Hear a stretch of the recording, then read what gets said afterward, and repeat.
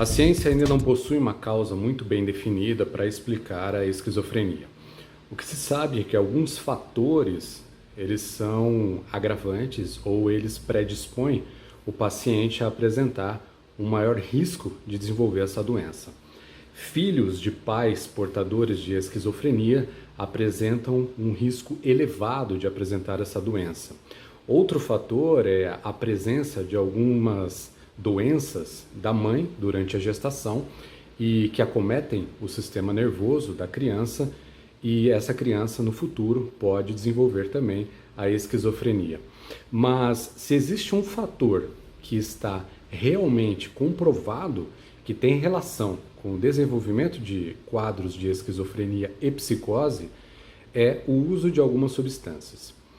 Duas delas, de uso bastante comum na sociedade, a cocaína e a maconha, têm um amplo estudo e são amparadas por evidências científicas muito fortes, muito robustas.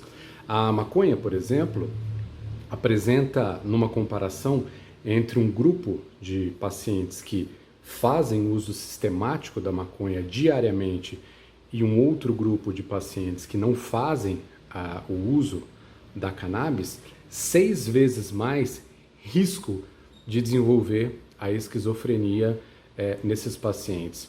Se essa utilização sistemática for feita em pacientes ou em pessoas abaixo dos 16 anos, esse risco aumenta de 6 para 16 vezes, ou seja, ele quase que triplica. É importante dizer também que essas drogas, essas substâncias, elas causam alteração na transmissão cerebral, evidentemente nos neurotransmissores, e não se pode prever qual é o grau ou a potência daquela substância que você está consumindo.